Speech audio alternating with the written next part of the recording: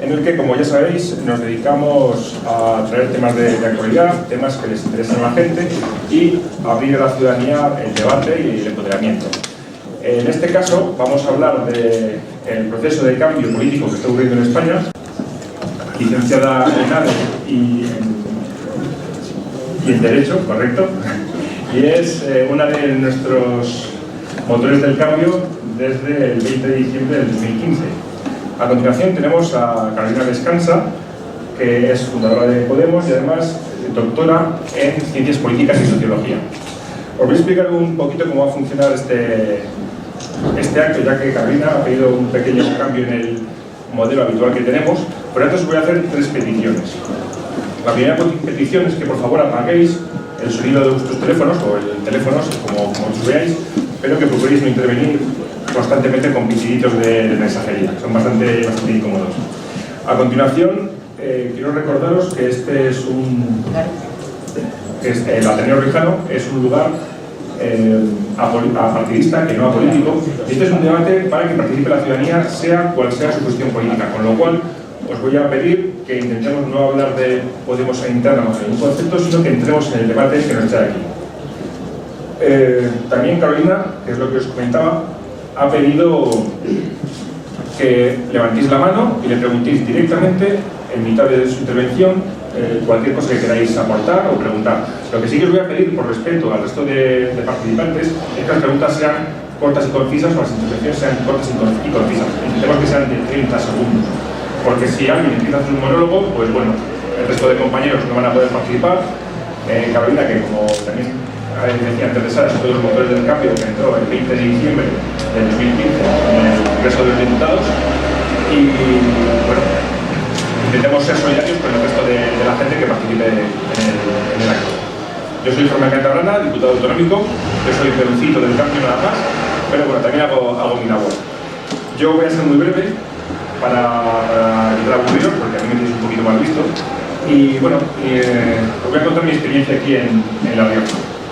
Básicamente, aquí hubo 5 mayorías absolutas consecutivas, 5 legislaturas de un gobierno del Partido Popular, en el que no hubo, la verdad, casi ningún acuerdo, no hubo debates, no había leyes aprobadas en contra de su criterio o aprobadas por otros partidos políticos o de la oposición. Y bueno, uno de los mayores éxitos que hemos tenido en este corto tiempo del proceso de cambio ha sido empezar a sacar leyes por primera vez en 21 años en contra del criterio político del Partido Popular. Por ejemplo, gracias a la iniciativa de Podemos, hemos aprobado una ley de cuentas abiertas, con la cual ya debe quedar 2 o 3 meses, cuando se active, cualquiera podrá acceder a las cuentas de la comunidad autónoma, del gobierno, desde cualquier ordenador. Entraréis por la página web y podéis consultar a dónde han ido los gastos, a dónde han ido los pagos. Bueno, una transparencia que hace que 317.000 pares de ojos estén sobre las cuentas del partido, perdón, del gobierno. Como sabréis, si seguís los periódicos, en el Parlamento de La Rioja se han logrado grandes consensos, se han aprobado un montón de iniciativas y eso se ha hecho pues gracias a un cambio, ya que entran 2 partidos principalmente, ya han roto esas mayorías absolutas de bloqueo que teníamos hasta ahora. Poco más voy a decir y voy a darle paso a Sara Carreño para que nos cuente su experiencia y a continuación Carolina será la que tome la palabra. Sin más, Sara, muchas gracias. ¿Se me oye? Muchísimas gracias, Germán, por esta gran presentación.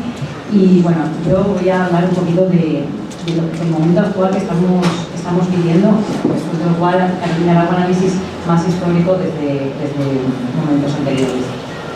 Está claro que en España estamos viviendo un proceso de ruptura que comenzó siendo una ruptura social e institucional. Social por las medidas de austeridad que llevaron a hacer grandes respuestas por parte de la ciudadanía, reclamando la defensa de los servicios públicos, reclamando que se gobernase para la ciudadanía y no para los bancos, ¿no? Como se decía ya por el 15M.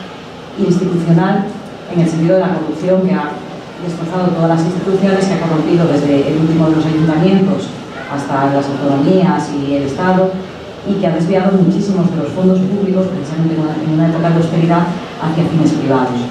Frente a esta ruptura social e institucional, se ha desatado también, además de estos dos, digamos, se ha desatado también una gran crisis territorial, que ha acabado por ser el gran detonante de esta crisis. Hoy nos encontramos viviendo una serie de acontecimientos con toda violencia, que en cada minuto hay una noticia diferente, no sé, bueno, los últimos días ha sido todo bastante caótico, para llegar a la Declaración Unilateral de Independencia y la aplicación del artículo 155.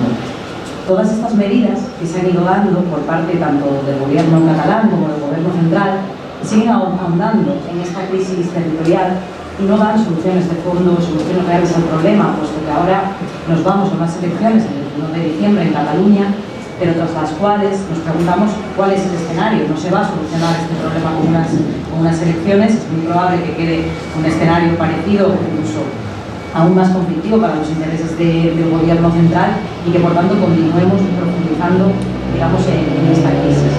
Esta crisis a la que, como digo, nos llevan las medidas drásticas y antidemocráticas por ambas partes y que profundizan en la tensión que se está viviendo en la sociedad. La tensión en Cataluña, desde luego, es inmensa, pero no solamente allí, sino que a lo largo de todo el Estado estamos viendo cómo se está polarizando cada vez más. Y esta polarización nos lleva a un escenario muy peligroso, pues frente al nacionalismo independentista catalán está surgiendo un nacionalismo español tras el cual está encontrando amparo el fascismo. Y esto es un gravísimo problema. El fascismo está tomando las calles, se nota, digamos, que se sienten en muchas organizaciones que ya existían, ¿no? Como pues, Hogar Social, pero que no se atrevían a hacer hasta ahora actos como los que se están produciendo. Y pongo como ejemplo lo que sufrimos los diputados y diputadas de Podemos y de otras fuerzas políticas en un acto en Zaragoza, en el cual fuimos rodeados por cientos de personas allí congregadas que nos amenazaban y que llegaron a agredir a la presidenta del Parlamento aragonés y que se ven gozando de impunidad para hacer estos actos. En Valencia, unos días después, agredían a centenares de personas. Y esto, desde luego, es un enorme riesgo que se normalice en esta sociedad el fascismo tras una bandera de España, ¿no? Desde luego, los medios, digamos, están jugando también aquí un papel cuando se relatan ciertas noticias, digamos, equiparando las agresiones, digamos, de los fascistas al resto de personas que se puedan estar manifestando en favor de una cuestión democrática, en favor, bueno, del tema de Valencia, creo que era el día así más del pueblo de Valencia. Y esto, desde luego, supone el mayor peligro para un Estado. Pues el mayor peligro para un Estado es sin duda el fascismo. Las crisis económicas siempre han sido un caldo de cultivo para el auge de fascismos como respuesta, ¿no?, a los problemas del día a día que sufre la gente. Y esto, desde luego, ha sucedido en el resto de Europa. Por ejemplo, en Francia, el auge de Le Pen, o en Austria recientemente, se veía como cada vez más los partidos fascistas volvían a tener cada vez más espacio político. Sin embargo, esto en España no ocurrió, y esto es algo de lo que en Podemos estamos muy orgullosos, que la respuesta de Podemos a los problemas de la austeridad era, por supuesto, muy diferente, era una respuesta solidaria, y esto consiguió aunar el respaldo de hasta 5 millones de electores en este país, impidiendo así que surgiera el fascismo. Sin embargo, esta crisis territorial nos está modificando, como vemos, el marco.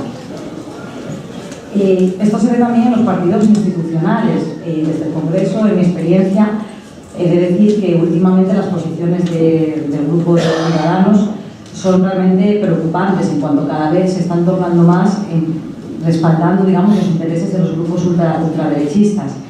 Cada vez están atacando, digamos, más, con más ferocidad en sus intervenciones, etc. Y, por supuesto, esto atiende a fines electoralistas. Entonces, como decía, la consecuencia de toda esta suma de responsabilidades nos está llevando a caer en el mayor peligro, que es el fascismo. Ante esto, también decir que Puigdemont, con su negativa a convocar elecciones, ha allanado el camino, digamos, al 155. Podría haber tenido una respuesta diferente, podría haber convocado elecciones, cerrado el Parlamento, pero decidió no hacerlo, decidió convocar la DUI, y ahora nos encontramos también en este marco como un 155 que para nada es blando, sino que pretende hacer intervención de medios de comunicación, etc.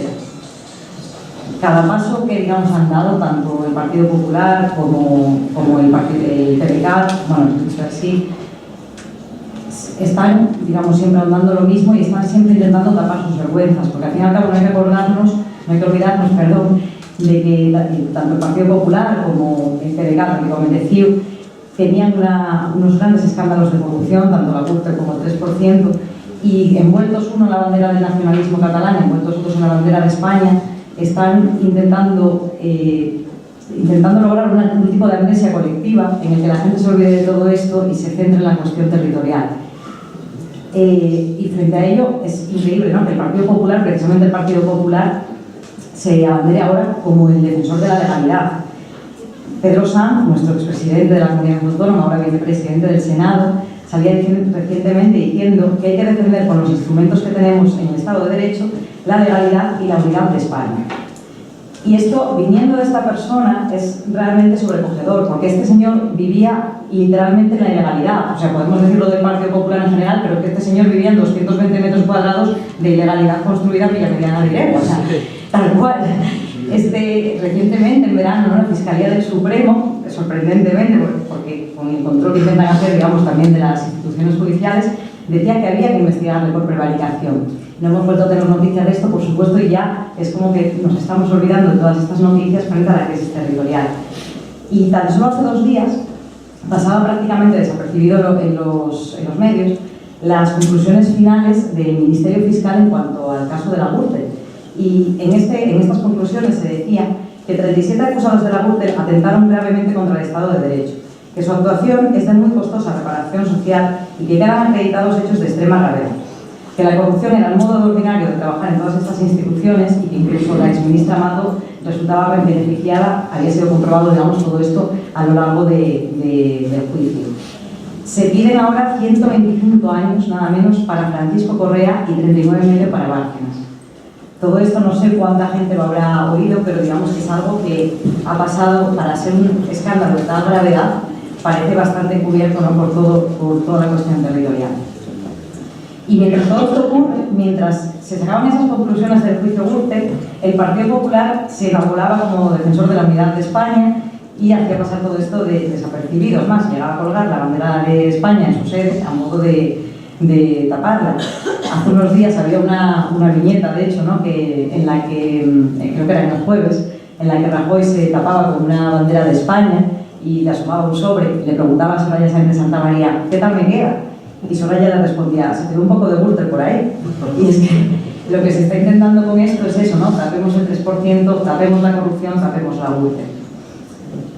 Y por esto el Partido Popular no puede enamorarse como el defensor de la unidad de España, porque España no es como el Partido Popular, España no es un corrupto como una bandera que se tapa. Y el Partido Popular no puede decirse patriótico, porque no es patriótico saquear las instituciones públicas para llevárselo a fines privados, que es lo que ellos hacen día a día. Y no es patriótico el Partido Popular y no puede representar a España, porque no representa a sus ciudadanos, no representa a nuestros pueblos. España, hay que decir que España es más que una bandera. España es su gente, España es su historia y España es su bandera, pero también son las banderas de Euskadi, las de Galicia, las de Asturias, las de La Rioja, las de cada uno de los pueblos de España, pero son también sus servicios públicos. Y además de esto, defender la legalidad, esto de lo cual presume ahora el Partido Popular, no es defender únicamente que no se haga un referéndum como ellos dicen, ¿no? Para ellos defender la legalidad se basa simplemente en defender la unidad territorial de España. No, defender la legalidad es luchar contra la corrupción. Defender la legalidad es apostar por la separación de poderes y no estar continuamente con injerencias en el Poder Judicial. Es defender que no haya órdenes a Fiscalía para que dejen de investigar a Pedro Sanz aquí en La Rioja o también al expresidente de Murcia. Eso es defender la legalidad. O es no crear la policía política que se creó con el Ministerio de Interior y que hace recientemente quedó acreditado en el Congreso y que también parece ya, digamos, haberse olvidado, como decía, en esta amnesia colectiva. Garantizar la justicia también, porque defender la legalidad, como no es garantizar la justicia, pero a todos y a cada uno de los ciudadanos y en todas las cosas.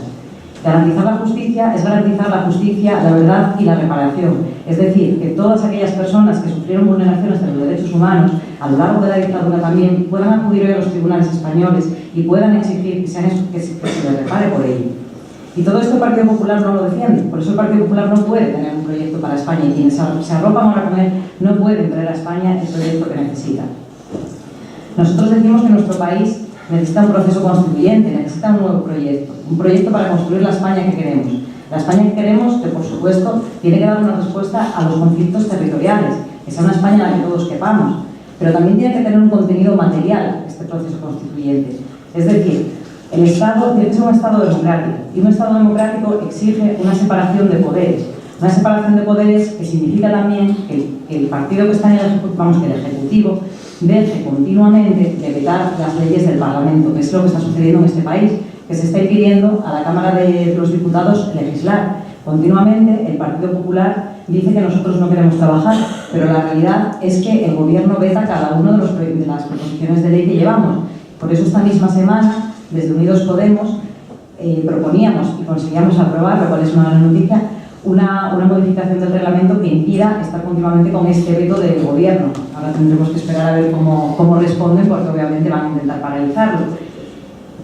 Pero bueno, como decía, tenemos que llevar a cabo un proceso constituyente que defienda este Estado democrático y en el que también, por supuesto, tienen que estar garantizados los derechos fundamentales, las libertades públicas, la libertad de manifestación, de huelga.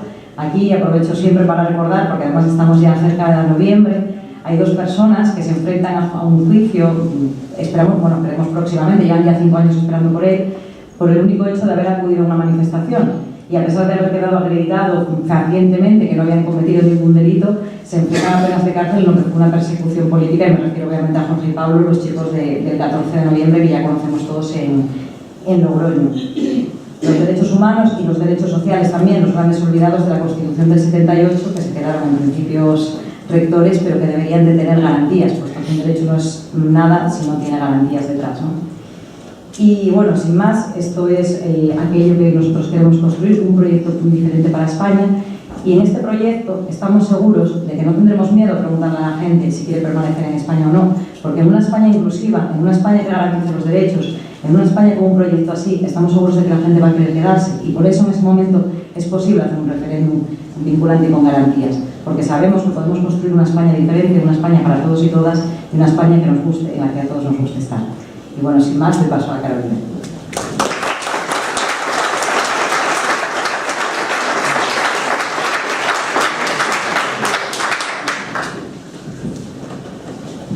Bueno, pues vamos a empezar ya el formato que he comentado antes. ¿Se me ayuda? Sí. A partir de ahora, si alguien quiere intervenir, que levante la mano. Mi compañera, nuestra compañera María José, se acercará a teneros el micrófono. Y lo que sí que os voy a pedir es que, como este es un tema delicado, ya sabéis lo que ocurre cuando se habla de política. Mira cuando pide, ¿no? Bueno, que nos tratemos con respeto, con cariño, que estamos aquí para compartir ideas, aunque sean diferentes pensamientos los de unos y los de otros, y que, por favor, nadie levante la voz, nadie se tome como un ataque personal una opinión diferente, y bueno, pues que, como buenos riojanos que somos, tratemos a nuestra invitada con la hospitalidad que se merece. Y para darle ya la palabra, quería hacer también un pequeño recuerdo para Pedro García, presidente de La Barranca, que murió esta semana, falleció creo que era con 77 años, y bueno, una persona que ha luchado por la memoria democrática de este país y que bueno, se merece nuestro recuerdo. Muchas gracias.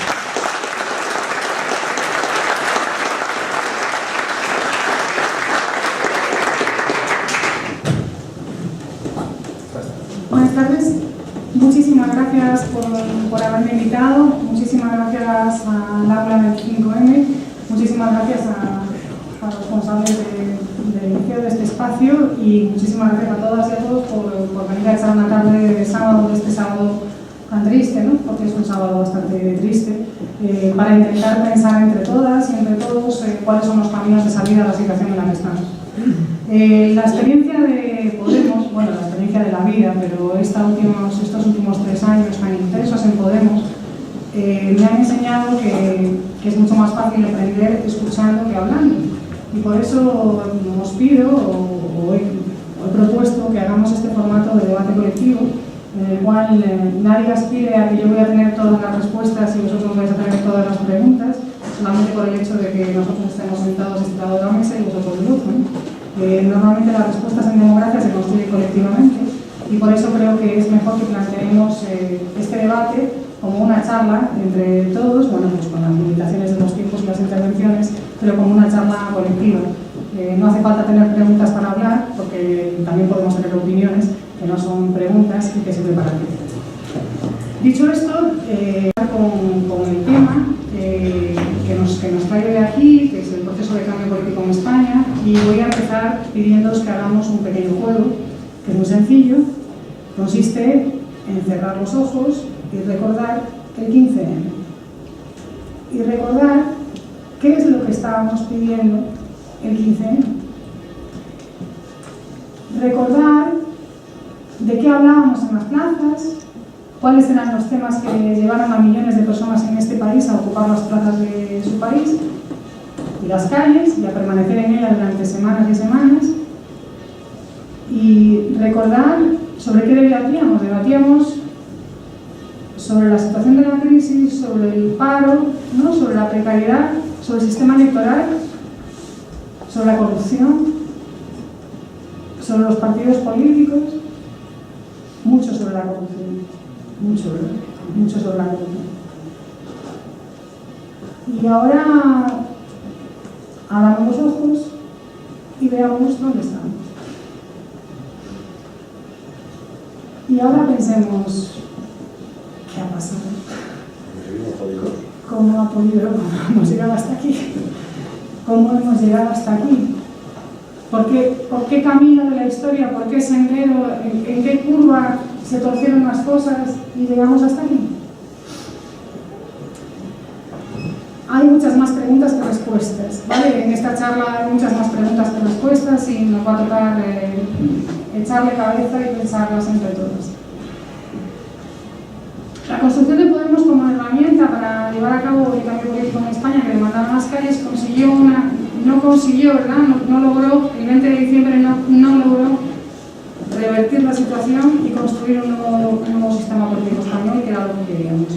Pero sí consiguió una cosa, que fue gripar el sistema de partidos. Después del 20 de diciembre el sistema de partidos en España saltó por los aires, gripó y ya nadie fue capaz de volver a ponerlo a funcionar. Y lo que gripó fundamentalmente, y eso es lo más importante, gripó al Partido Socialista, al cual lo partió la mitad. De alguna manera el Partido Socialista como gran columna vertebral sobre la que se construye el régimen del 78 y sobre la que se construye, digamos, la centralidad del sistema de partidos. Y hasta que no fue capaz, hasta que las fuerzas del orden, ¿no? Del orden de la conservación, fijaos si soy antigua de Podemos, que yo sigo impugnando eso de la izquierda y la derecha. Yo me niego a volver a hablar de izquierda y derecha, a mí no me vuelven a hacer esa trampa. Aquí lo que hay en este momento de transformación de la sociedad española y de transformación de este país, lo que hay son fuerzas conservadoras y reaccionarias por un lado y fuerzas transformadoras y del cambio por el otro. Y eso es lo que hay. Eso es lo que hay. Unos se visten de la marterana y otros se visten de cualquier otra cosa. Se pondrán las etiquetas que se peleen ellos por las etiquetas que quieran. Pero aquí hay gente que está trabajando para restaurar, para mantener, para conservar y para reaccionar a un proceso de cambio imparable que salió en las calles del 15M y que no ha podido concluir. Y están trabajando a la contra. Así se llamen de centro, de izquierda, de extremo centro, de extrema izquierda, de extrema derecha, de la derecha. Y no quiero abandonar este eje de análisis porque es muy importante para que no nos engañen. Creo que si algo he aprendido es que para poder avanzar primero hay que desbrozar. Para poder avanzar, primero hay que empezar a quitar mentiras de por medio, ¿no? Entonces, la primera mentira que creo que nos tenemos que quitar es la mentira izquierda-derecha. La mentira izquierda-derecha no nos sirve para explicar lo que nos pasa, y menos ahora mismo, en el lugar al que hemos llegado. Nos sirve otro eje, que es el eje de los que quieren que las cosas vuelvan a ser como antes, o que vuelvan a ser como antes, y los que queremos cambiar las cosas. Y esa es la línea de diferenciación. El sistema gripal solamente pudo salir de esa situación, y salió de esa situación de ruptura de la correa de transmisión del motor, desgraciadamente, con un movimiento reaccionario. Muy duro de conservación del status quo anterior al inicio del proceso de cambio del 15N. Y ojo, porque el gobierno del Partido Popular, que se conforma en octubre de 2016, cuando por fin consiguen partir el espinazo al Partido Socialista y dejarlo hecho unos zorros, cuando consiguen eso, porque todo lo que pasa entre el 20 de diciembre de 2015 y me parece que es el 17 de octubre de 2016, es todo un proceso en donde todas las fuerzas reaccionarias del régimen de 78 tienen un único objetivo, que es partirle el espinazo al Partido Socialista, para que trague con ruedas de molino, y para que a la hora de tener que elegir si está con las fuerzas del cambio o está con las fuerzas de la recomposición del régimen, diga que estoy con las fuerzas de la recomposición del régimen. Pero los muy caraduras ahora se han puesto el nombre de constitucionalistas. ¡Qué listos! No son constitucionalistas, son 78istas. Son gente que defiende el régimen del 78, porque constitucionalistas somos todos.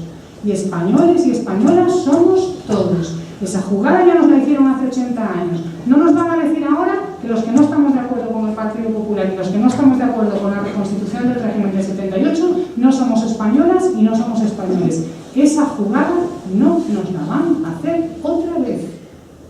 Y esto es muy importante también para entender lo que pasa en el país. Dicho esto, el gobierno del Partido Popular que sale elegido en octubre de 2016, después de partir el espinazo al Partido Socialista, no es un gobierno del Partido Popular como el que se instauró en España en el año 2011 con la victoria de Mariano Rajoy. No. Es un gobierno con objetivos exclusivamente reaccionarios. No es, el gobierno del Partido Popular ahora mismo no tiene ningún proyecto de país sobre la mesa. Es decir, la ruta del gobierno del Partido Popular no es una ruta de vamos a nacionalizar estas empresas, ¿no? A nacionalizar los bancos, que no les quedaba otra, ¿verdad? Pero no hay un proyecto para España del Partido Popular, no solamente en relación a la cuestión territorial, sino en relación al modelo productivo, en relación al modelo energético. No hay ningún modelo sobre la mesa, ninguna propuesta. Y por eso lo legislan. No les importa nada no legislar. No van a hacer ninguna ley. Si les da igual, no quieren hacer ninguna ley. El Partido Popular, Mariano Rajoy, este gobierno solamente tiene dos objetivos muy importantes. El primero de ellos es convalidar todas las directivas que vienen de la Unión Europea, garantizarle a los socios europeos que van a ser capaces de hacer pasar por el trágara a toda la sociedad española de las órdenes que vengan dictadas por las autoridades europeas. Fundamental. De hecho, cada vez que se pone en cuestión algunas de las directivas europeas, como pasó en el caso de los estibadores, se produce una crisis que notas que entras allí, notas el Parlamento que tiembla, dices, madre, ¿qué está pasando aquí?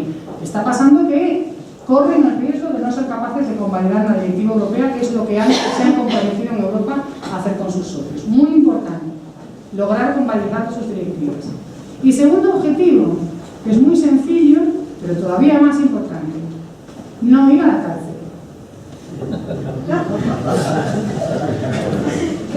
No ir a la cárcel. El proyecto del Partido Popular para esa legislatura es no ir a la cárcel. Y no es fácil, ¿eh? No es fácil. No es fácil, os lo digo. Yo desde el mes de enero he empezado a estudiar con bastante profundidad las tramas de corrupción del Partido Popular, entre otras cosas porque soy portavoz del Grupo Unidos Podemos en la Comisión de Investigación de la Corrupción del PP.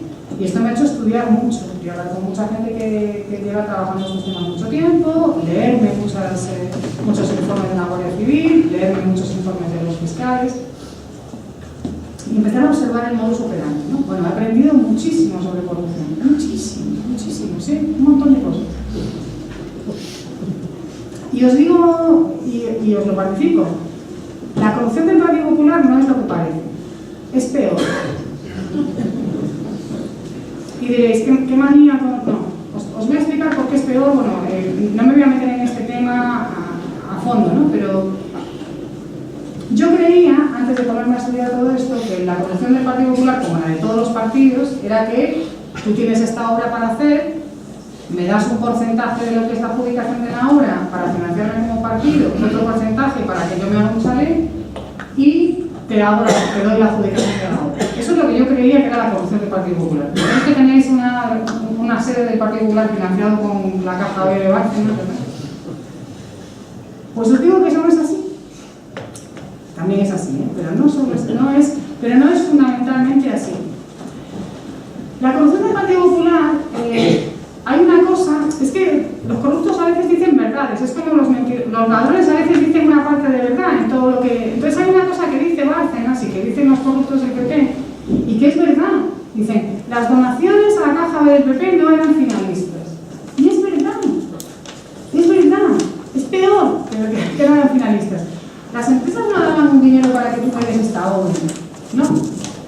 Funcionaba más como, o funciona más, nadie sabe si, ¿verdad? Si ha dejado, el propio Bárcenas lo dice muy graciosamente en la declaración del juez Ruz.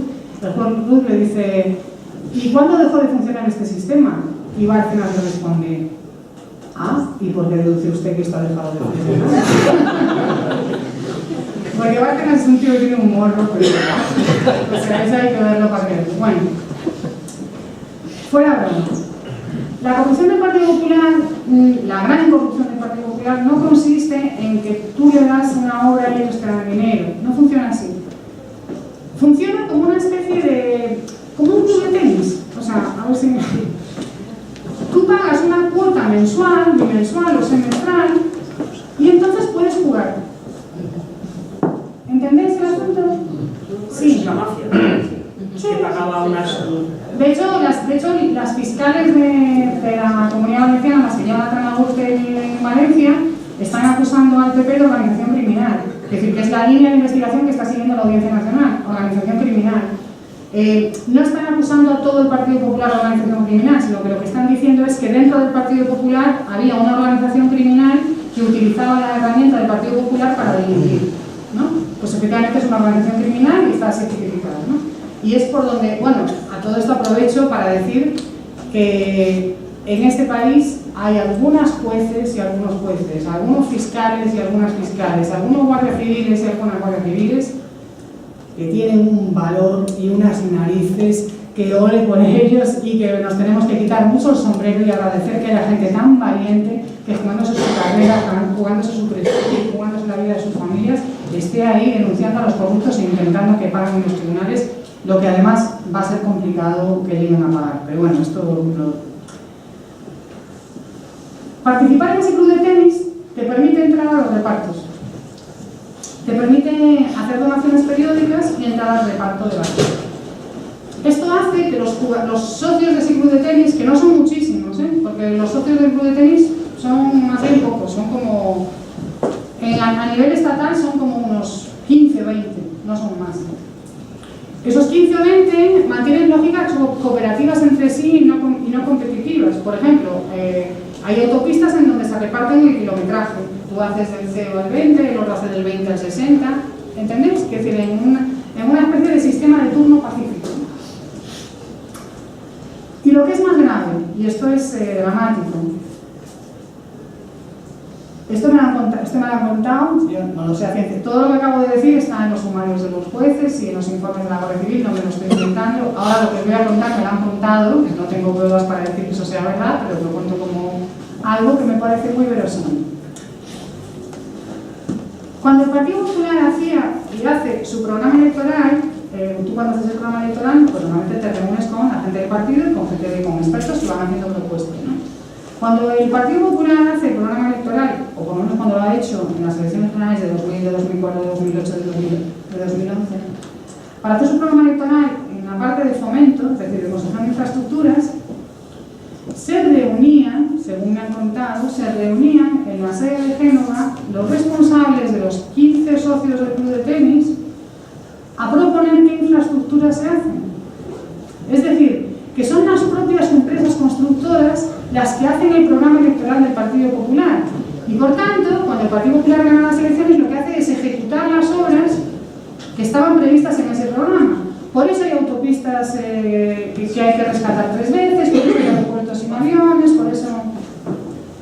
Así que, como veis, las donaciones al partido de la Caja B no son finalistas, son peor. ¿Vale? Es peor. Dado este estado de cosas, porque además esto luego se replica a nivel autonómico, a nivel local, o sea, luego, ¿no? Que además esto les genera muchos problemas internos, porque muchas veces las constructoras que pagan a nivel estatal a la Caja de Génova, cuando va González con la Caja de la Comunidad de Madrid, le dicen, oye, que yo ya he pagado. Ah, no, tienes que pagar en esa caja, en esta caja y en la otra caja. De hecho, los papeles de Bárcena se hacen públicos por eso, porque hay una disputa de la caja municipal, de la caja de Pozuelo con la caja de Madrid, la Caja de Génova, y dice, oye, pero yo cuántas veces tengo que pagar para que me deis, o sea, que no, que yo ya estoy pagando en este sitio, ¿no? Y los papeles de Bárcena se hacen públicos por esa vía, ¿no? Por la vía de que ya hay gente que no quiere pagar tantas veces, ¿no? No ir a la cárcel es el objetivo fundamental del gobierno del Partido Popular. Y eso se expresa de 3 maneras muy sencillas. Controlando al fiscal general del Estado, ya hemos visto lo que significa eso y lo que están dispuestos a hacer por eso. Controlando el Consejo General del Poder Judicial, que también sabemos los efectos que tiene a la hora de nombrar los jueces de la Audiencia Nacional y decidir quién promociona y quién no, y a quién se le da una sala y a quién no. Eso es una cosa que vista de cerca da auténtico pánico y pavor. Es decir, da vergüenza y da que pensar que quizá la democracia en nuestro país es de mucha peor calidad de lo que nos creíamos. Y tercer elemento, la necesidad de tener gran influencia sobre el Tribunal Supremo. Y de esto va la legislatura del PP. Si alguien cree que en la ruta del PP está hacer algo que tenga que ver con la reversión de los recortes en la sanidad, con la educación, con la creación de empleo, con evitar, que se lo quiten de la cabeza, que esto no va de esto.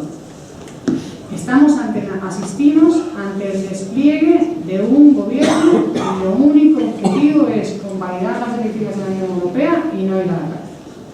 Muy importante, además, no ir a la cárcel porque en este caso, quien sí tendría posibilidades, en el caso de que el Supremo operase de otra manera, quien sí tendría muchas posibilidades de ir a la cárcel es Mariano Rajoy, el propio Mariano Rajoy. ¿Y por qué tiene muchas posibilidades?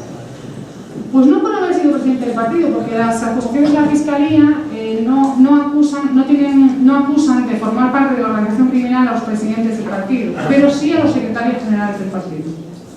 Todos los secretarios generales del partido están encausados en causas judiciales, excepto Rajoy, por haber sido miembros o directores, digamos, de la organización criminal. ¿Quiénes son esos? Pues casi todos han sido miembros de Fomento. Álvarez Cascos, Arenas,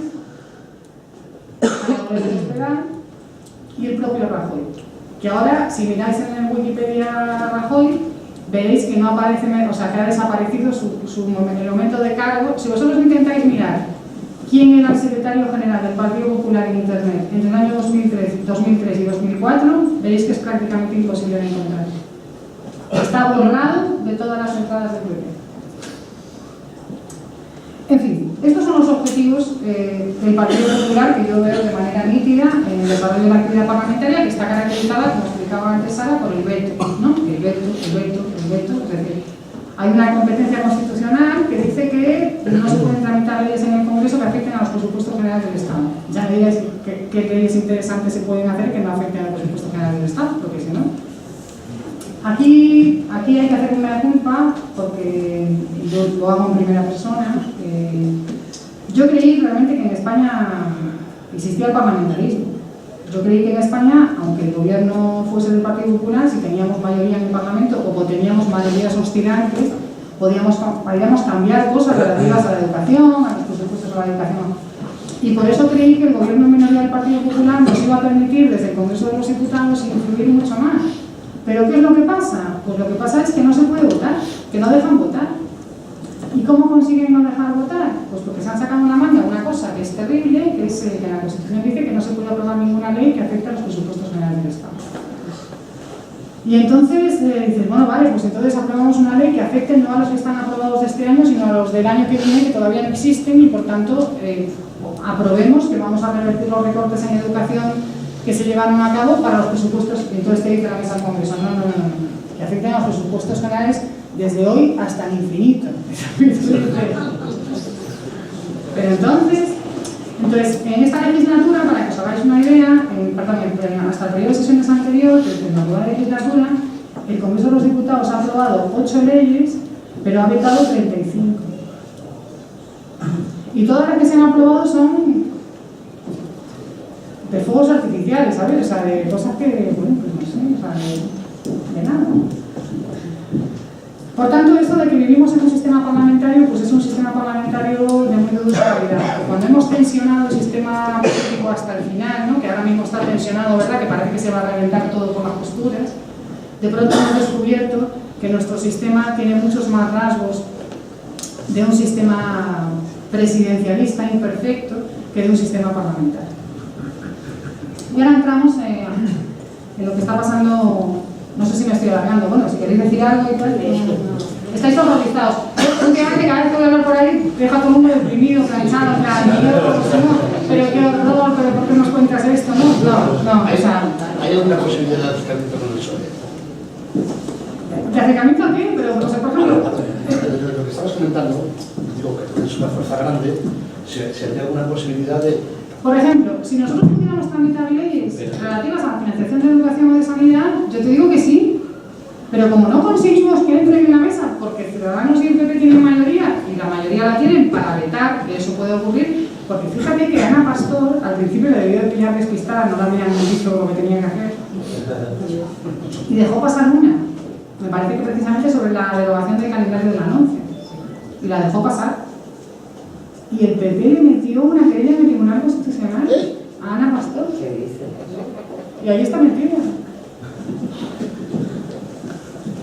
Esto es para que nos vayamos enterando. Si es que es imposible enterarse de lo que pasa viendo la tele, ¿vale? Esto que lo tengamos claro, que es imposible enterarse de lo que pasa viendo la tele. Tampoco hay que desanimarse, ¿eh? O sea que... Sí. Dale. No hay que desanimarse, ¿vale? No hay que desanimarse. Yo he llegado a la conclusión de que son 1000 personas las que están haciendo todo esto. Perdona, preséntate, por favor. Soy Fidel y soy de ACO. Y bueno, quería preguntarte a colación sobre el tema de lo del club de tenis, como tú has explicado, si tiene alguna conexión el Z con ese club de tenis, ya que se está moviendo un poco ese tema y parece que está un poco oculto. Sí que se pueden leer noticias en Facebook o por las redes, pero realmente en prensa no está muy bien reflejado. Hombre, el Z lo que es un gran acuerdo, digamos, liberalizador, ¿no? que destruye a todos los pequeños productores, a las pequeñas empresas y que genera espacios muy difíciles. Pero yo creo que el club de tenis es más cutre, ¿eh? Es una cosa como más de andar por... O sea, es que es muy cutre todo. O sea, es un rollo más de... O sea, fijaos si es cutre que dado el volumen de... Hay una cosa, hay un abogado de Izquierda Unida que lleva el caso de Bárcenas, que lleva uno de los elementos de la acusación en Bárcenas, y que su mayor obsesión es lo cutres que han sido.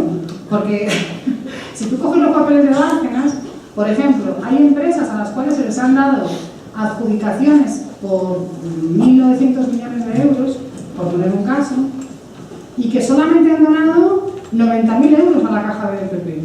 Muy poco. Y tú dices, pero Dios, ¿y habéis vendido el país dando 2.000 millones de euros de obra a cambio de 90.000 euros? Sí, son unos cutres. Es mucho más cutre. El club de tenis es... Han dado poquísimas pastas, o sea, para los que han robado, han dado poquísimo.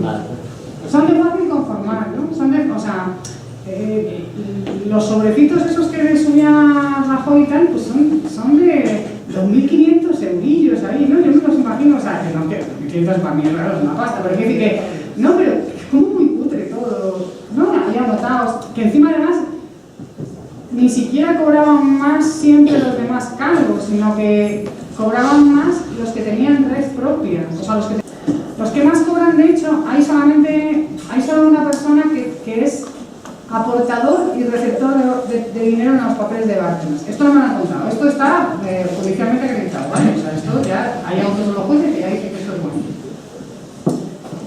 Y ese que que es el que aporta, la única persona que aporta y recibe de la caja es Álvarez Cascos. ¿Y por qué? Pues porque Cascos tenía una red idéntica a la de Bárcenas, a la que tenía Rajoy. Es la misma, lo que pasa es que en Asturias, entonces aporta a la caja y también recibe. Trillo, por ejemplo, en los sobrecitos esos de 2.500 euros, pues cobraba 2.700. ¿Por qué? Porque es el que le lleva los abogados a todos. Bueno, es muy cutre. Yo creo que lo del Z les queda ganante. O sea, creo que esto va de otra... El club de tenis va de otra cosa. ¿Ya sabes alguna noticia sobre el Z o algo?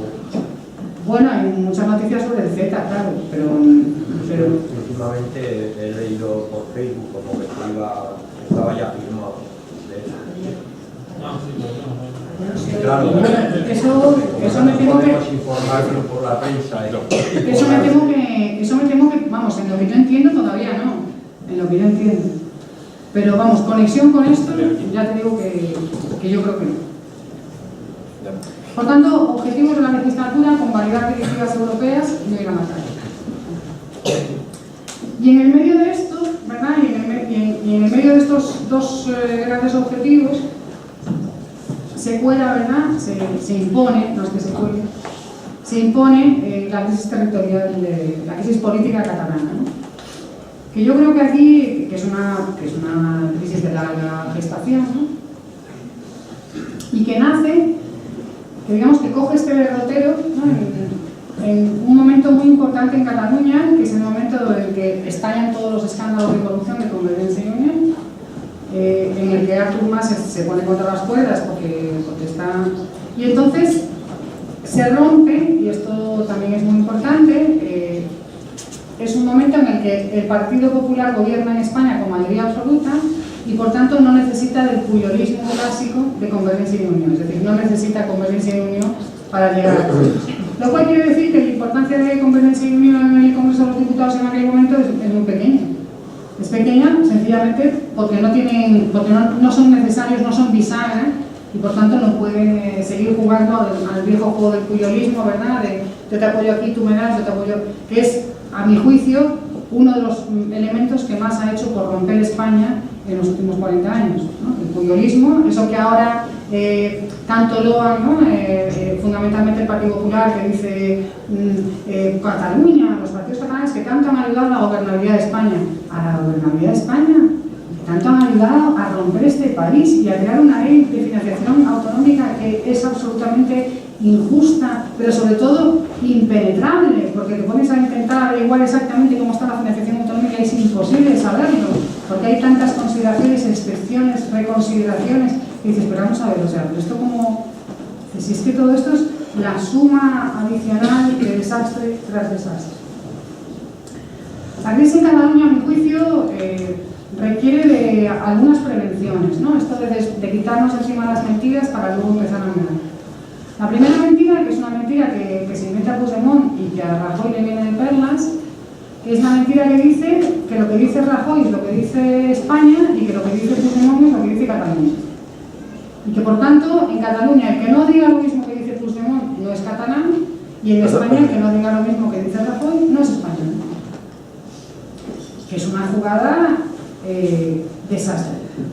Viejísima, ¿no? Más vieja que andar a pie, porque esto ya lo hemos visto muchas veces, pero desastrosa en el momento en el que los que no opinan lo mismo que Puigdemont no levanten el dedo para decir nosotros también somos catalanes, y desastrosa en el momento en el que las que no opinamos lo mismo que el señor Rajoy no digamos nosotros también somos españolas. Entonces, primer peligro, primera trampa esa, que es una trampa malísima, y plantear el conflicto como un conflicto entre Cataluña y España, no sé. Aquí hay una crisis política en Cataluña, que tiene que ver con que hay una mitad de la sociedad catalana que piensa una cosa y otra mitad de la sociedad catalana que piensa otra, y que es una crisis catalana. No es una crisis que confronta a España con Cataluña, no. Es una crisis que confronta a la mitad de Cataluña contra la otra mitad de Cataluña.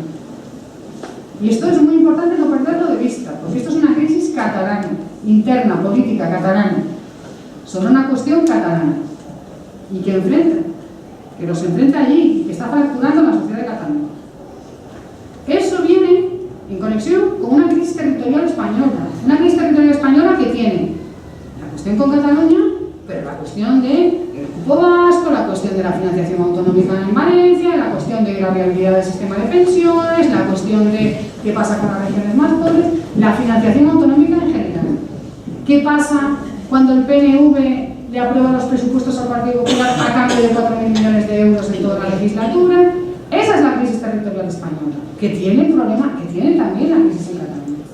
Pero no es lo mismo eso que la crisis catalana. La crisis territorial española es más grande que la crisis catalana. Y aunque se arreglase la crisis catalana de un día para otro, ya de repente todos se hicieran amigos y todo empezase otra vez, la crisis territorial española seguiría estando ahí.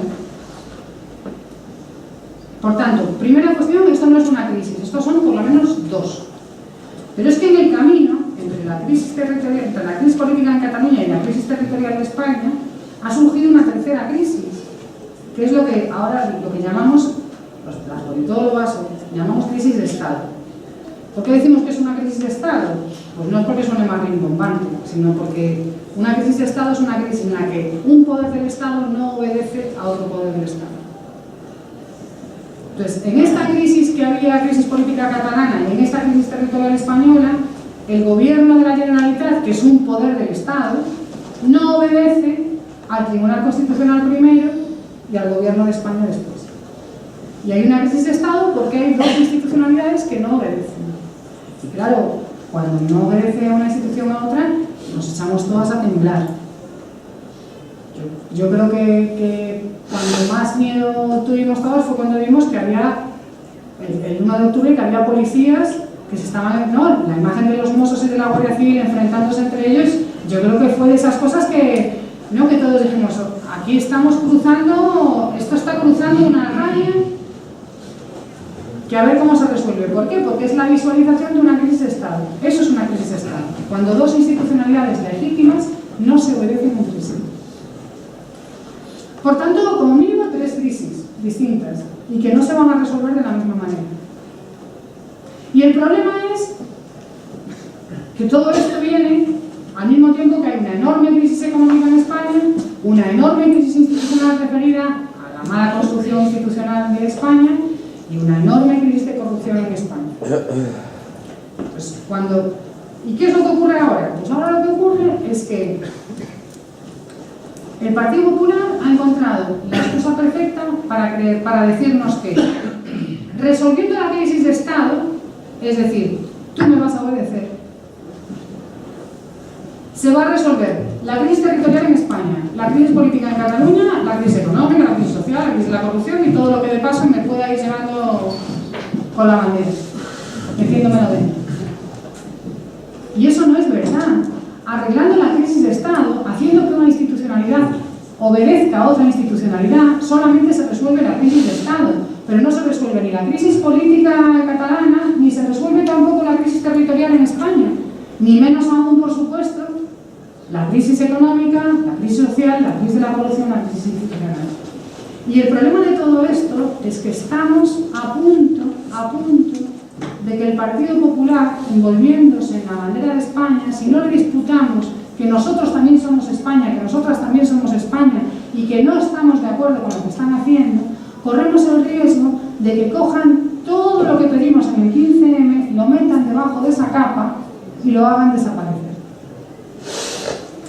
Por eso, no solamente es muy grave lo que está pasando en Cataluña por lo que está pasando en sí mismo, sino que es muy grave porque pone en riesgo todo el ciclo de cambio que iniciamos millones de personas en este país diciendo: no sois ni de izquierdas ni de derechas, sois unos chorizos que nos estáis robando la democracia y el pan.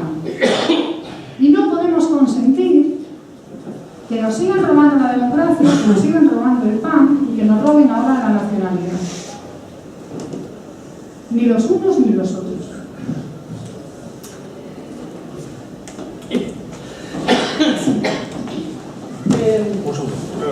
Bueno, empiezo así, soy pequeñita, pero me ha robado, más todavía.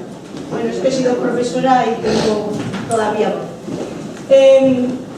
temo, Carolina, que lo que estás diciendo con tus palabras y tus conocimientos se vaya a transferir poco a poco el 155 al País Vasco, a Navarra, que ha dado un cambio total, que he estado viviendo 40 años, y hay que ir ahora, a los del BNG de Galicia, a los de Podemos. O sea, estos son unas tácticas estupendas, estratégicas, belicosas, de unos jabalís, como dicen en mi pueblo, heridos y descubiertos, que están muy peligrosos y agresivos. Y yo, mi idea, al ver tú, que sería muy funesta, que se va a trasladar estos problemas a todo el que moleste, en Valencia, en Castilla-La Mancha, a todo el que molesta. Pero eso ya nos lo están haciendo, porque ya nos están diciendo que todos los que molestamos no somos españoles, que estamos en contra de la Constitución, que estamos en contra de España. Pero unas cosas que te lo digan y otras que te lo hagan ver a palos. Si institucionalmente, Físicos o psicológicos. si te excluyen institucionalmente, si se crea un frente institucional que te deja fuera, si mediáticamente se construye un relato que te deja fuera y comienza y te niega la condición de tu patria, pues estás en muy malas condiciones para poder seguir dando la batalla. Yo no creo que haga falta aplicar una herramienta tan salvaje como 155 en ningún otro territorio. Les basta con conseguir un discurso hegemónico en el cual cualquiera que diga yo no estoy de acuerdo, se lleve un capón y le digan tú no eres español, tú no eres... Con eso es suficiente.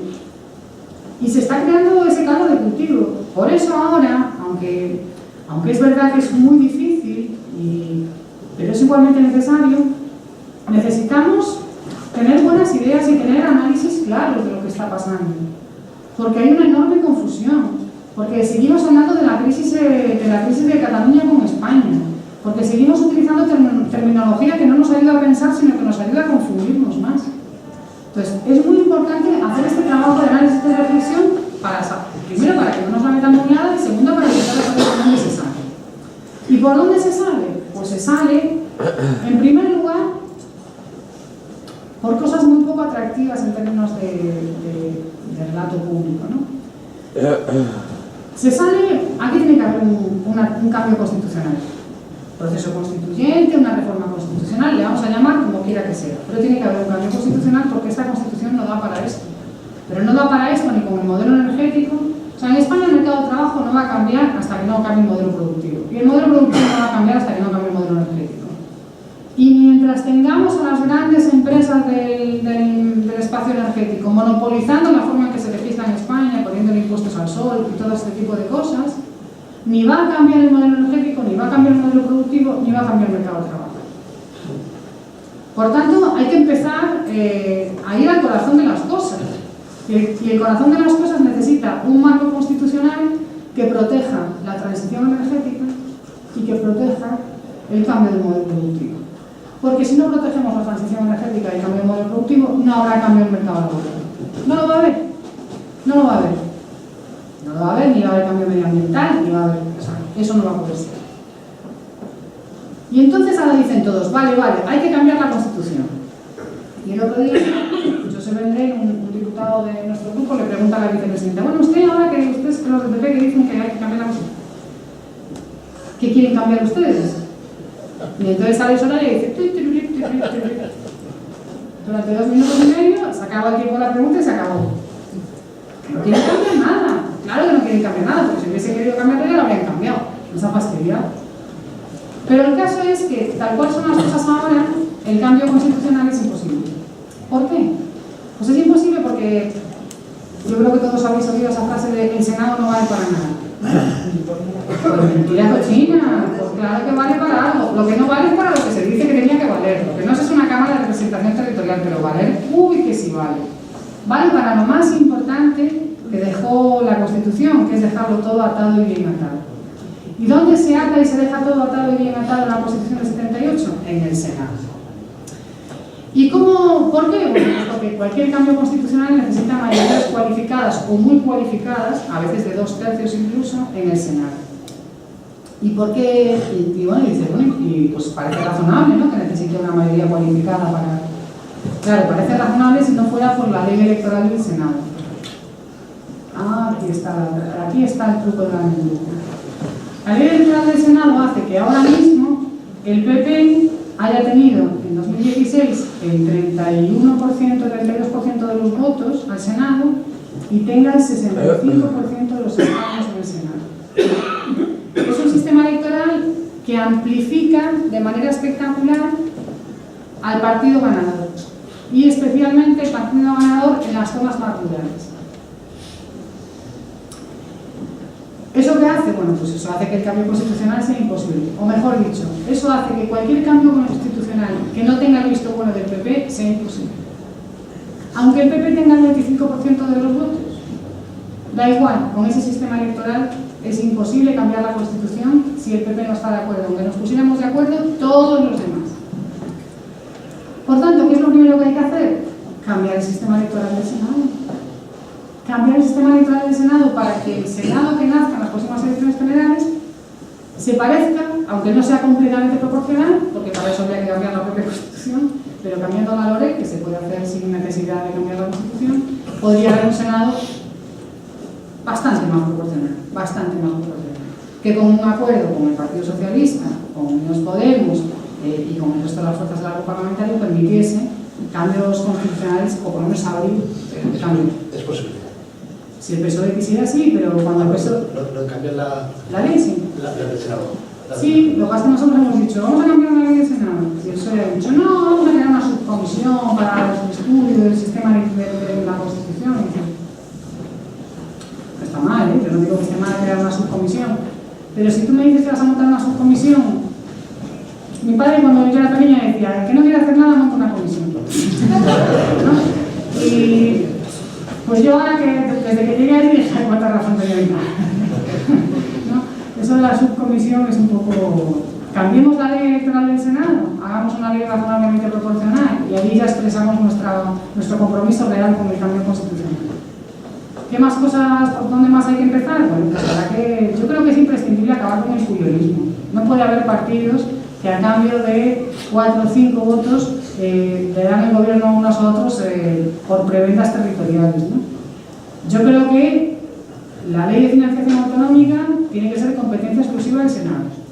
Que el Senado se dedique solo a eso, a organizar el reparto de los recursos territorialmente en España y que nos las compongamos con todos, para ver cuál es el equilibrio en la financiación. No necesitamos una Cámara de segunda lectura, no necesitamos un Senado que esté vetando nada, no, el Senado que tiene que ser una Cámara de representación de los territorios, de las naciones, de los pueblos, de las regiones de España. Bueno, pues que el Senado se encargue de organizar la financiación autonómica y que se vean todas las caras con todos. Pero que no pueda ser que por necesitar 4 diputados para formar gobierno, para que te aprueben los presupuestos, alguien se lleva 4.000 millones de euros que no le corresponden. Eso no puede ser. Porque además eso hace que quien no tiene un partido nacionalista o un partido, ni siquiera nacionalista, muchas veces regionalista, con capacidad para sumar esos, se queda fuera de juego. Es decir, hay muchas cosas que hacer, ¿no? Nosotros tenemos que hacer nuestra parte y en Cataluña tienen que hacer su parte para salir de aquí.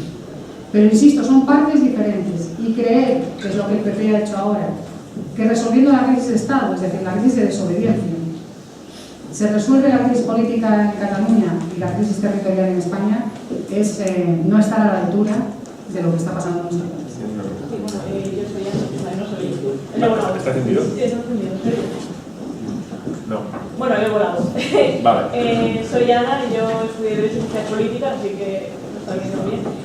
Y bueno, hablando del tema de Cataluña, sí, me ha gustado mucho que has insistido en la idea de es que no solo es español el que vota al PP.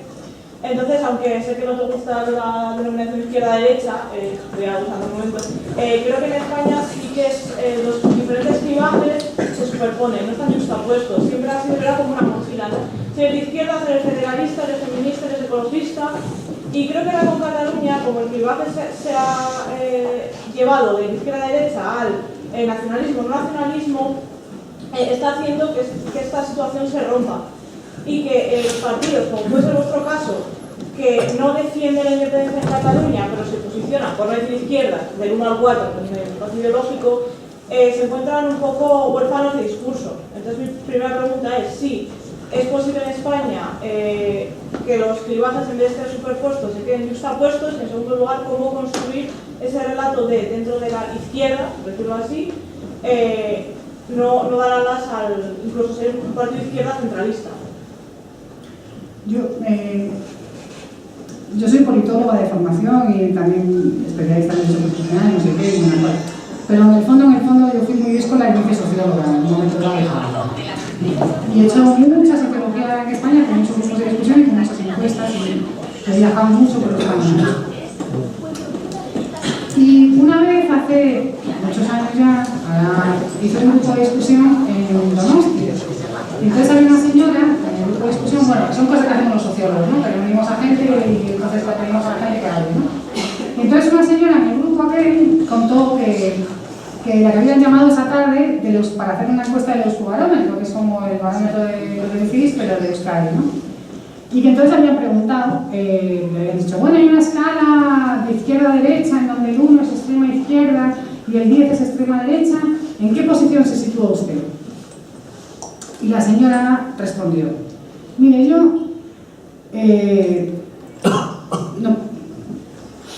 contamos el cuento. En una escala de 1 a 10, en una extrema izquierda, extrema derecha, ¿cómo se siente usted más? ¿Del 1 o del 10? ¿No? ¿En qué posición se encuentra? Pues mire, yo me siento cuando estoy cansada y cuando no estoy cansada estoy de pie.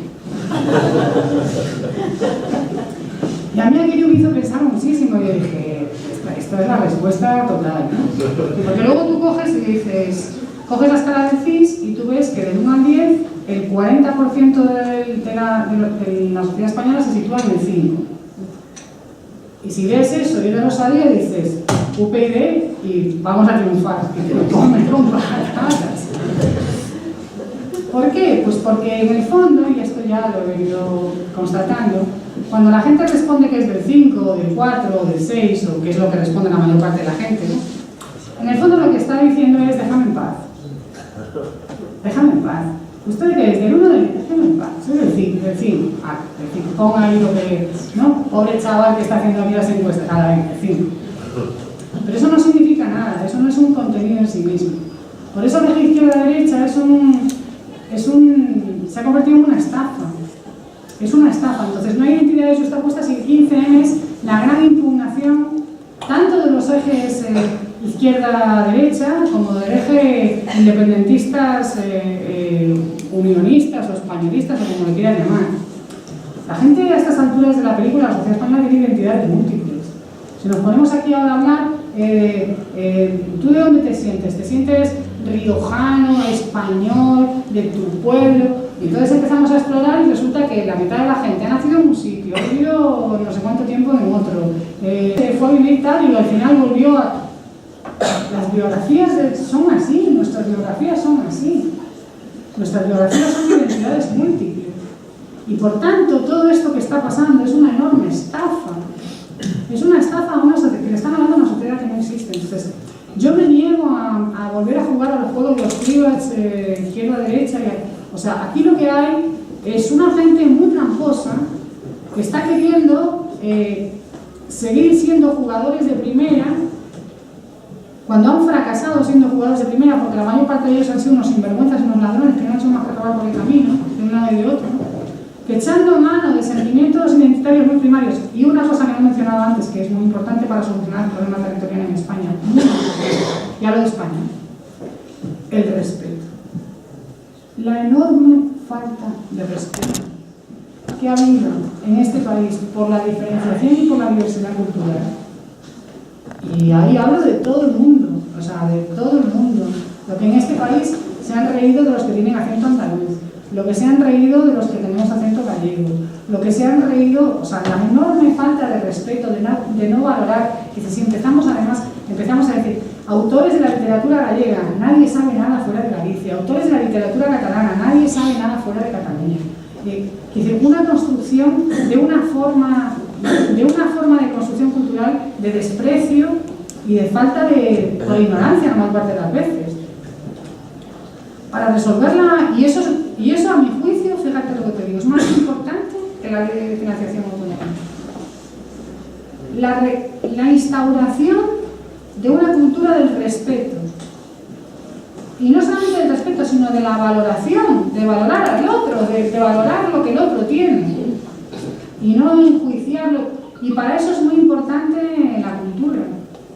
Es muy importante la música, porque los músicos, ¿ves? A mí eso sí que me gusta, ¿no? Los músicos entre sí se respetan mucho. Yo no he oído a ningún músico, ¿no?, reírse de los músicos andaluces o del flamenco, ni oigo a nadie reírse de la música de la jota aragonesa, ni oigo a nadie reírse de las muñecas en Galicia. La cultura, el mundo de la cultura, de la creación artística es muchísimo más respetuoso entre sí.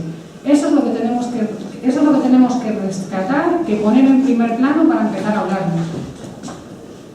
Para empezar a hablarnos.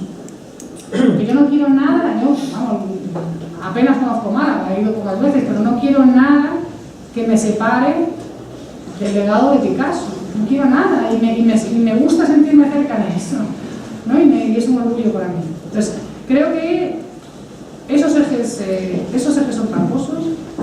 Creo que precisamente los que están más empeñados en hacernos trampas con eso son los que están empeñados en recuperar esos ejes y decirnos que nos tenemos que alinear dentro de esos ejes. Y creo que en España el 15M decidió construir una nueva identidad española que pasa precisamente por reconocernos como realmente somos, como personas que nacimos aquí, vivimos allá, hablamos este idioma y el otro, y lo respetamos. España es una sociedad con algunos valores, y esto lo he estudiado mucho, con valores muy importantes y muy invisibles. El primero es la tolerancia. En España la gente es extremadamente tolerante, extremadamente tolerante. No es casual que este sea el segundo país del mundo en el que se aprueba el matrimonio homosexual. Es una sociedad extremadamente tolerante y respetuosa. Y el segundo valor que está conectado con este, y es que España es una sociedad extremadamente pacifista. Hay un valor de la paz que posiblemente viene por nuestra propia historia del siglo XX, pero que se traduce internacionalmente, que es el valor de la paz. Entonces, sobre esa sociedad que existe, y no nos pueden ahora decir que no existe porque se hayan montado este lío, no nos pueden robar eso, sobre eso que sí existe y que existía hasta hace 2 meses, porque hasta hace 2 meses todo esto no estaba encima de la mesa. A finales del mes de agosto esto no estaba encima de la mesa y estamos a día 28 de octubre. Hace 2 meses eso no estaba aquí. Hace 2 meses teníamos esa sociedad en primera persona, nuestros hijos, nosotros mismos hemos ido a las mejores universidades del mundo y no nos hemos acomplejado en nada porque tenemos la misma formación que los mejores centros de conocimiento del mundo. Existen españoles y españolas que trabajan en el Centro de Aceleración de Partículas de Suiza. Esa es la España que existe. Y no solamente hablo de los universitarios, que la gente que trabaja en los niveles medios en formación profesional, la gente de la construcción en España, que se tuvo que ir de España con el estallido de la crisis del 2008, se ha ido por toda Europa a dirigir obra en media Europa y a sacar mucho trabajo adelante. Esa es la España que existe. La España que existe. Si estos ahora quieren sacar esas momias para ocultar la ruta que realmente están siguiendo, que es la ruta de no ir a la cárcel unos, y la ruta de que no se les vea el número a nosotros, pues lo que tenemos que hacer es impugnar.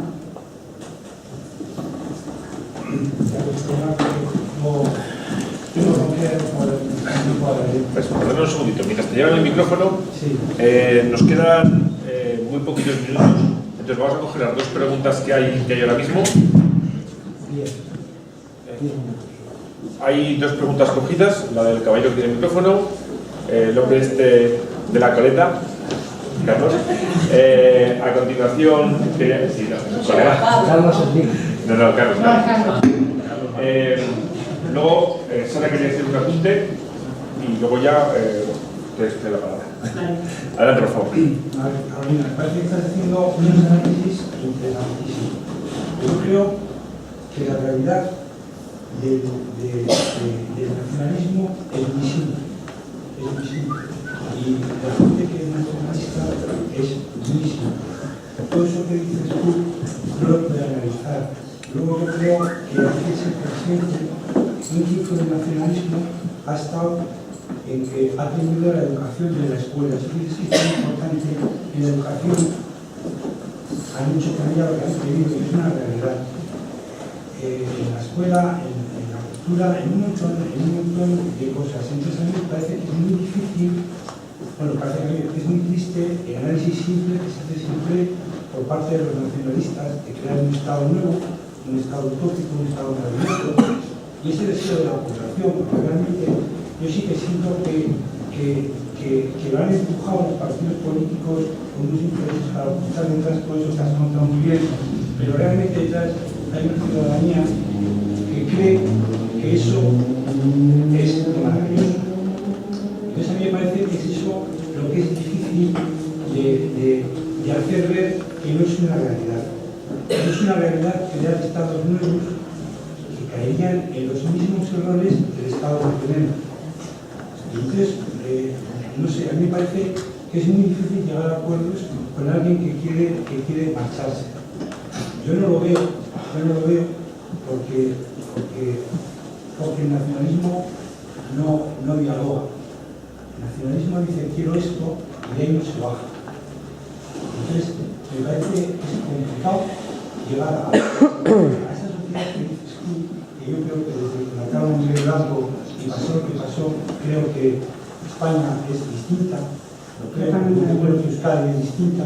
Entonces me parece que el nacionalismo catalán, que además detrás no ha habido muertos, no ha habido nada, es una cosa diferente, es muy difícil de hacerles ver que ese no es el camino. Y yo creo que no hay fuerza, ya de derecha ni de izquierda, que quiera hacer un debate que estás haciendo tú. Porque ese debate es el lógico. Pero yo no lo veo.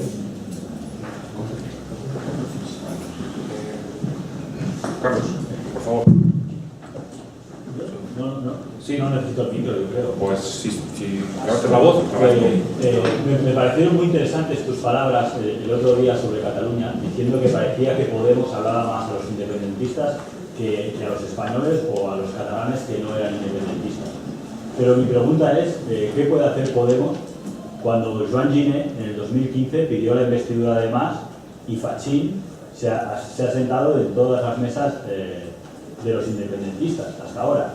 Quiero decir, estoy de acuerdo contigo, pero el partido, la organización que ha salido de Euskal Herria 2 dice que Fachín y Joan Gine tienen toda la autonomía en Cataluña, por lo tanto, lo que diga Descansa o lo que diga Iglesias no importa, solo importa lo que haga Fachín o el Joan Gine.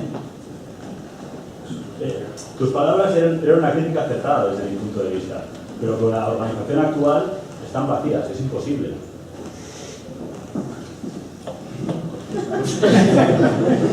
¿De qué sirve que Descansa piense eso o Iglesias piense eso? Si Fachín va a hacer lo que quiera. Bueno, eso no es exactamente así, porque vamos a ver exactamente qué es lo que pasa, ¿no? Esto es un tema ahora en caliente y hay un debate dentro, ¿no? Sobre qué es lo que pasa. Estatutariamente no puede hacer lo que quiere, porque estatutariamente no puede hacer lo que quiere. No puede por una sencilla razón, que es que yo soy diputada por Podemos, soy una inscrita en Podemos, soy una responsable política en Podemos y yo no puedo subirme aquí a este estado y defender la privatización de la sanidad. No puedo porque es legítimo que haya partidos que lo hagan, pero uno no puede ser, yo no puedo ser diputada de Podemos, inscrita en Podemos, responsable política en Podemos y defender la privatización de la sanidad. ¿A qué no? ¿No? Me parece cajón, ¿no? Pues esto tiene que ser igual de cajón. Es decir, que si somos inscritos en Podemos, los responsables políticos de Podemos tiene que ser de cajón, meridiano y inequívoco que no defendemos la independencia de Cataluña. Ni unilateralmente, ni bilateralmente, ni políticamente, ni de ninguna de las maneras.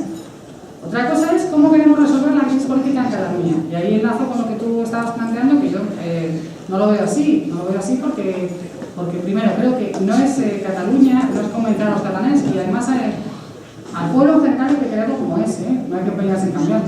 Y en Cataluña pues hay unas 2 millones de personas que quieren usar el Estado. Bueno, es legítimo.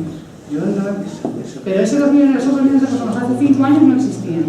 Y yo creo que se han empezado a crecer no porque hayan creído que hacer un Estado en Cataluña era mejor, sino porque las faltas de respeto político, institucional y cultural a las que se ha sometido a toda la gente en Cataluña han sido espectaculares, pero espectaculares.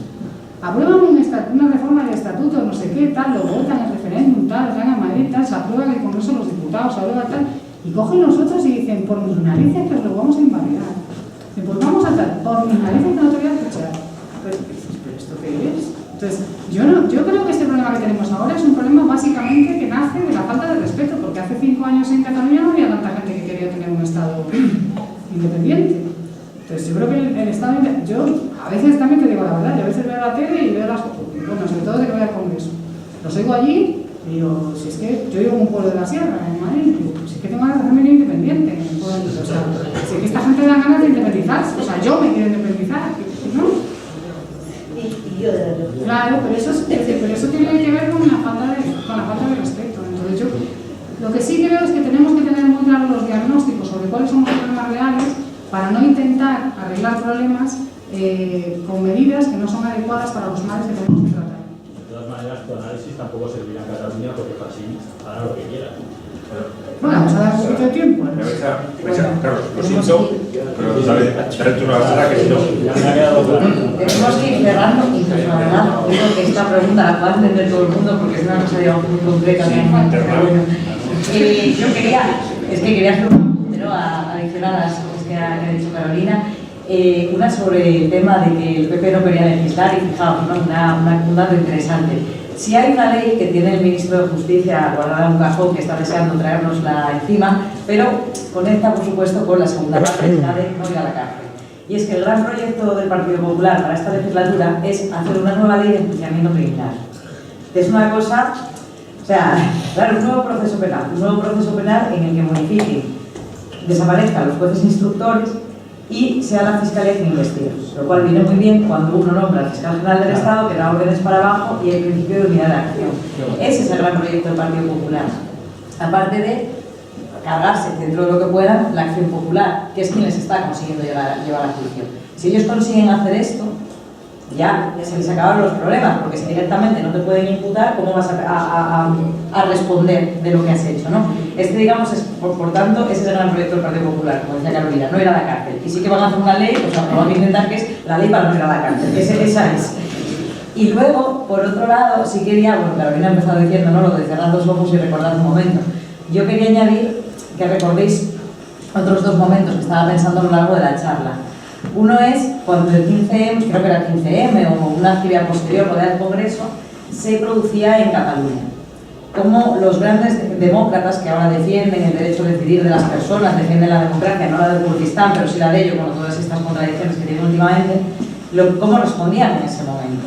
¿Cómo respondían? Enviando a las fuerzas de seguridad, igual que el Partido Popular, de la misma manera. O sea, en Cataluña tienen los mismos problemas que nosotros. Y el otro momento, ¿no?, que sí quería recordar era, no tan lejano, pero yo con fútbol soy un poco un desastre, no sé si ganábamos la Eurocopa o el Mundial, yo creo que era el Mundial. Yo creo que era el Mundial.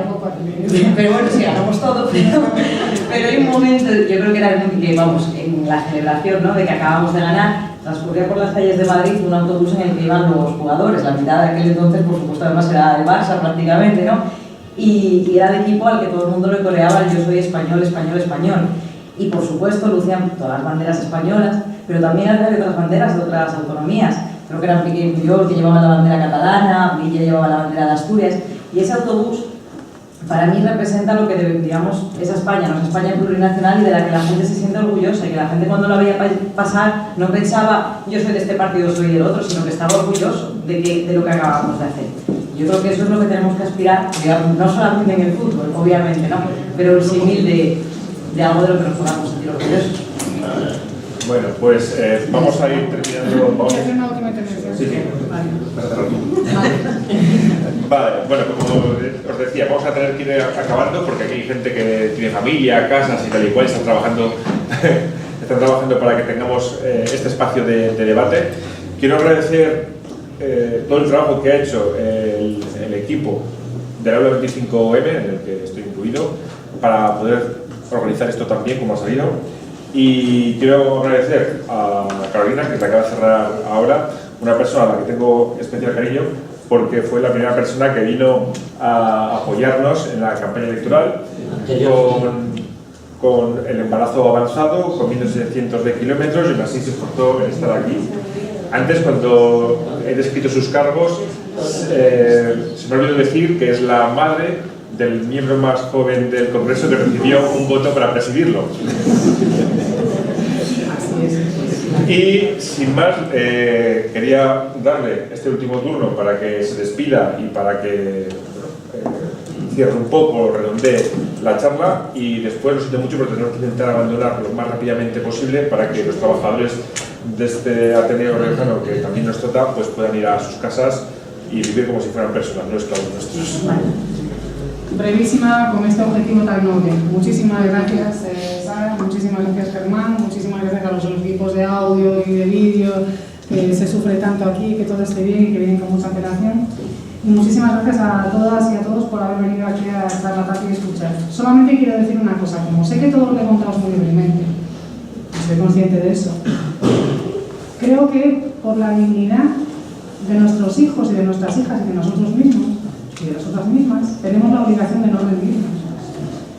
Y que recordemos que a pesar de que esto se haya puesto tan difícil y que no sepamos cómo hemos salido del 15M y de pronto estamos aquí, aunque no sepamos cómo ha ocurrido de eso, tenemos que encontrar el camino para salir y para conseguir aquello que nos propusimos. Por una sencilla razón, porque no nos podemos permitir el lujo de que nos roben el presente. Hay mucha gente que dice que trabajamos para el futuro, no es por el futuro, es por el presente.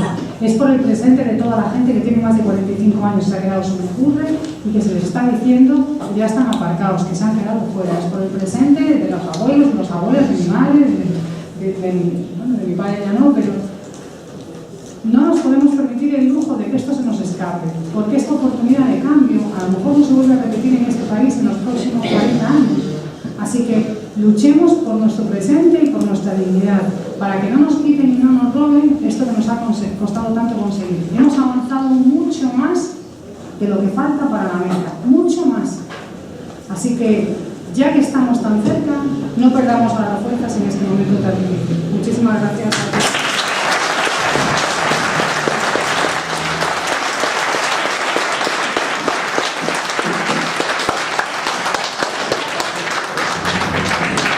Bueno, estamos con Carolina Vescanza en el último acto del Aula 25M, en el que esta vez hemos estado hablando del proceso de cambio en el sistema político español. Le hemos explicado a Carolina, por supuesto, antes de invitarla, que estos son espacios de debate abierto ciudadano en el que cualquier persona, cualquier habitante de La Rioja puede venir, charlar, escuchar y, por supuesto, participar. Entonces, bueno, muchas gracias por venir, Carolina, y queremos que nos des tu opinión sobre este tipo de espacios y cómo los ves. Yo creo que si la política tiene sentido en algo es precisamente por espacios como este. ¿Por qué? Porque no se trata de hablar entre nosotros. Nosotros ya hemos hablado mucho y ya sabemos más o menos lo que pensamos. Lo que se trata es de crear espacios de interlocución con gente diversa que no piensa lo mismo que nosotros y que nos permite transmitir las ideas. Hoy ha sido un exitazo. Hasta ahora la sala llena de gente. Hemos contado, no hay billetes. No hay billetes, pero además de eso es que no ha habido una relación pasiva, sino que la gente ha intervenido, ha preguntado, hemos escuchado. Yo creo que los tiempos ahora mismo son tan difíciles que como no escuchemos vamos a ir muy mal. Hoy hemos construido un discurso entre todos, hemos aportado entre todos y hemos conseguido creo que algo muy importante, y es que la gente vea que no solamente hablamos sino que también escuchamos, que somos capaces de construir discurso hablando entre todos. Por espacios como este, por lugares como Aula 25M y espacios en donde se interlocuta no solamente la gente que estamos más metidos en la vida política, sino los que están fuera, vale la pena desplazarse, venir hasta aquí, volver y vendré todas las veces que queráis, encantadísima de discutir y de estar aquí con vosotros. Pues muchas gracias, Carolina, y muchas gracias al Ateneo Riojano por haberse prestado a cedernos la sala de conferencias. Muchas gracias.